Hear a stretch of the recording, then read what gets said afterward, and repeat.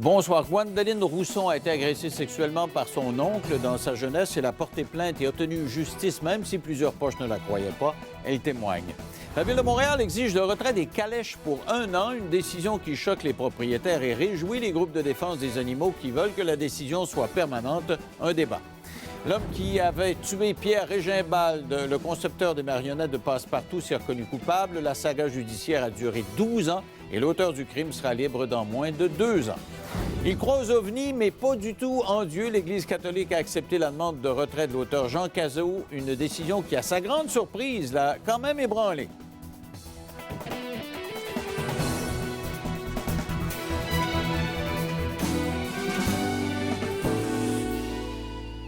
La semaine dernière, j'ai reçu une petite fille de 13 ans qui avait été agressée par son grand-père. Elle était découragée parce que sa grand-mère ne l'avait pas cru, mais sa mère l'a cru, de sorte que, dès sa tendre enfance, elle a pu commencer une réflexion, déposer une plainte à la police, et il y a eu le procès qui a fait en sorte que son grand-père s'est retrouvé en prison. Dans le cas de ce soir, mon invitée, elle, a vécu des agressions quand elle était jeune, mais elle n'a pas été crue. Donc, il a fallu qu'elle se batte longtemps pour faire valoir son point. Finalement, son agresseur, qui était son oncle, se retrouve derrière les barreaux. Avec moi, Mme Gwendoline Rousson. Bonsoir. Bonsoir. Alors, expliquez-moi d'abord ce que vous avez vécu. Vous aviez quel âge? Ça a duré de 4 ans à 12 ans. À 12 ans. Et c'était votre oncle? Oui. Votre famille n'était pas au courant du tout? Moi, je dirais que oui, mais ça a été tenu secret. On ne voulait pas le savoir? On ne voulait pas le savoir. Et qui le savait à ce moment-là, vous pensez, dans la famille? Moi, je l'avais dit à une cousine dans les alentours de 10 ans, 12 ans à peu près, puis qui a été dit à son frère, qui a été dit à sa mère, puis finalement, il y a eu une rencontre familiale. Puis on me dit qu'il ne fallait pas que je dise des choses comme ça parce que je ne serais pas crue de toute façon. OK. Alors, il y avait comme une intimidation, une pression. Ce qui est surprenant, c'est que c'est arrivé au moment où votre mère était en phase terminale. Racontez-moi là, comment ça se passe. Bien, ma mère, elle avait le cancer du sein, puis mon père, il devait être à son chevet assez régulièrement. Fait qu'il pouvait, pendant la nuit, il pouvait partir puis s'en aller la rejoindre à l'hôpital Saint-Luc parce qu'il ne savait pas s'il était pour mourir le même soir. Fait que pendant ce temps-là, quand ça arrivait, bien, il appelait ma tante pour venir me garder. Puis, des fois, c'était mon oncle qui venait me garder. Fait que c'est comme ça que ça a commencé. Votre oncle vous agressait alors que la famille pensait que vous étiez en sécurité parce que votre père ne pouvait pas être là, votre mère non plus, elle était malade. Exactement. Est-ce qu'elle est décédée des suites Cancer de ça, du sein, oui. votre mère?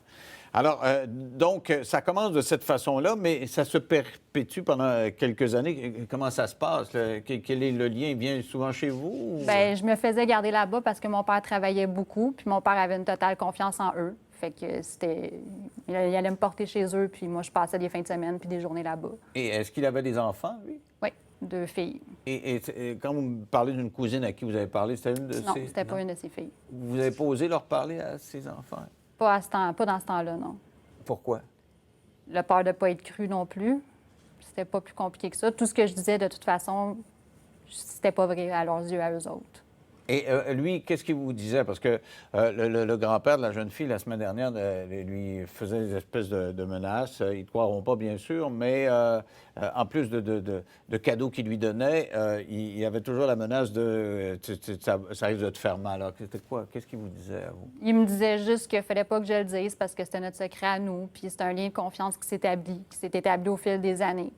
Étant donné que c'était comme ma deuxième famille, j'avais confiance totale, fait que c'était des bonbons, c'était de l'argent, Donc, il était gentil avec vous? Très gentil. Donc, il achetait l'affection et le silence, là, dans le fond. La manipulation. Et vous, comment vous sentiez en retournant chez vous, là? J'ai pas vraiment de souvenir de comment je me sentais.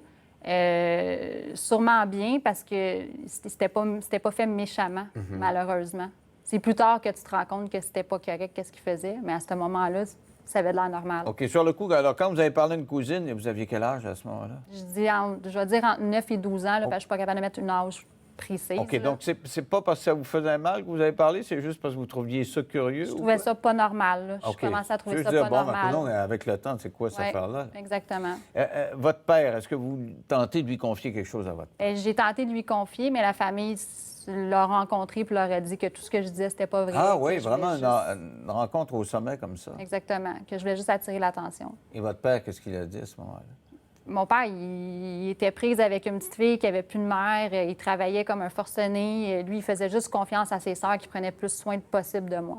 Alors, comment il vous parle? Là? Vous êtes une petite fille, là, vous avez 9 ans, 9, 10 ans, et il dit écoute, je te crois pas. Là. C'est quoi le. Bien, il m'a envoyé voir un psychologue. Ah, ouais? Mais en allant voir un psychologue, ça n'a rien réglé parce que, premièrement, je n'étais pas prête à ça. Avez-vous dit au psychologue? Là? Pas nécessairement. Même au psychologue, vous n'avez pas osé, Ben, parce que vous j'étais avez dit jeune. j'ai pas été cru une fois, même à lui, je me confie pas. Non.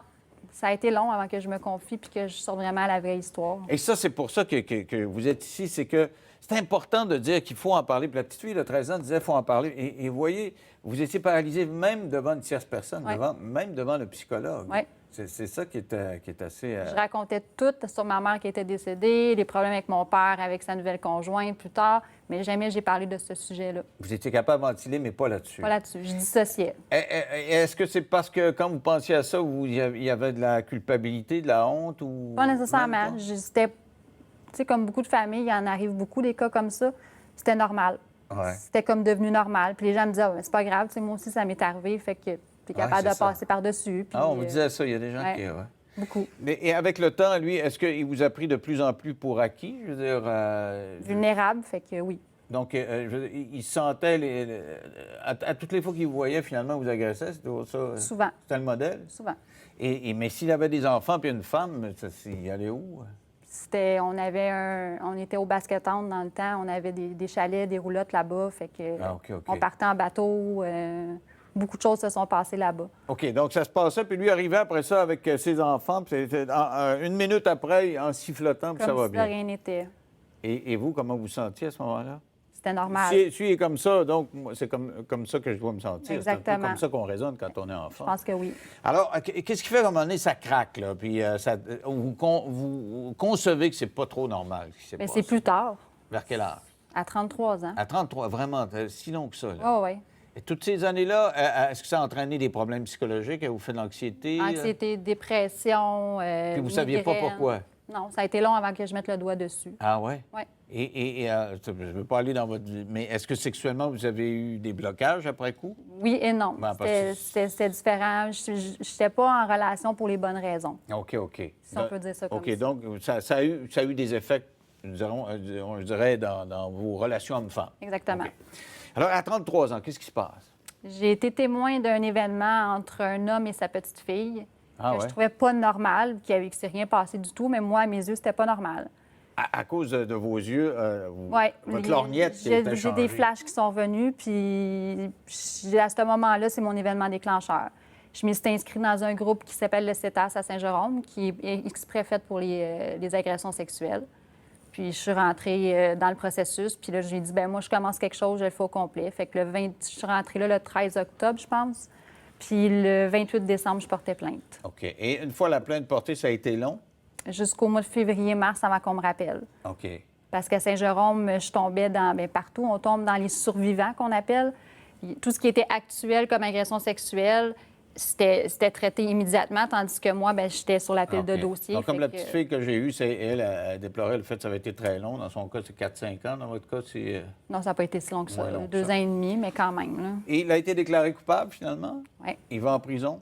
18 mois ferme. 18 mois. C'est quand même pas beaucoup, compte tenu de la libération conditionnelle. C'est quelques mois. Qu'est-ce que ça vous a fait?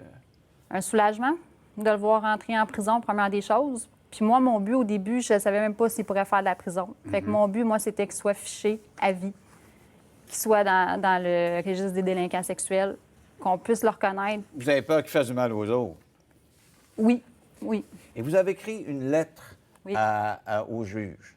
Bien, je l'avais écrit en thérapie à Ouais. lui, justement, parce qu'on devait écrire une lettre à notre agresseur. Et qu'est-ce que vous lui avez dit à l'agresseur? Parce qu'il a pu l'entendre. Est-ce qu'il a pu Oui, l'entendre? le procureur l'a lu. Alors, qu'est-ce que vous lui avez dit? Je lui ai dit tout le mal qu'il m'a fait. Je lui ai dit qu'à tous les matins, je me réveillais avec son visage, puis à tous les soirs, je me couchais avec son visage dans la tête. Je lui ai dit qu'à cause de lui, j'avais subi un post-traumatique à 35 ans, que j'étais obligée de faire de la thérapie, que j'ai fait de la dépression, de l'anxiété. Puis on peut nommer beaucoup de choses en plus de ça.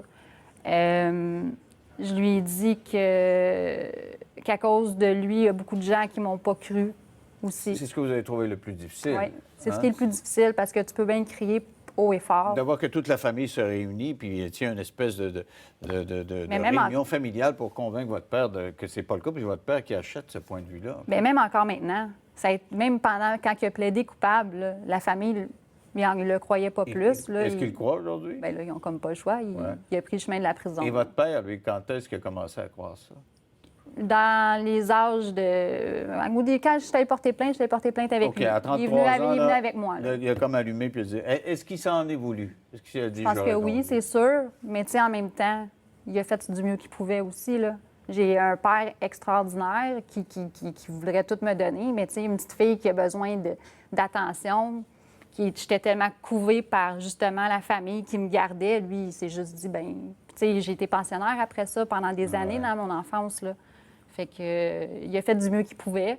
Là, il l'a vu, puis ça lui a fait une grosse rage au cœur parce que ça lui a fait mal de voir puis d'entendre tout ce qui a été dit justement sur qu'est-ce qui m'est arrivé. Oui.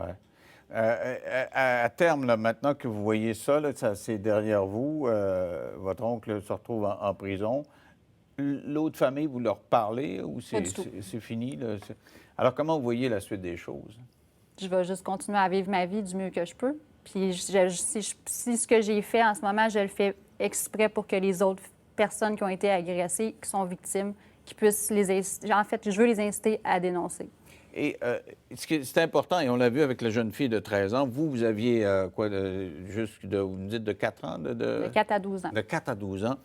Pour les enfants, quand un enfant lève la main, il faut gratter, il faut gratter plus. C'est vrai qu'il y en a qui peuvent inventer et fabuler, mais dans la plupart des cas, quand on arrive avec des cas aussi précis, puis on parle d'agression, je pense que, comme parents, je suis persuadé que votre père s'en veut un peu, mais comme parents, comme proche des familles, comme à un moment donné, c'est plus un tournoi qui a raison, qui a tort, c'est on fait du mal à un enfant, protégeons-le. C'est ça qui est l'affaire. Bien, c'est ça qui est sorti dans le jugement. C'est un mauvais traitement sur un enfant. C'est la chose qui est sortie le plus, que le juge a parlé.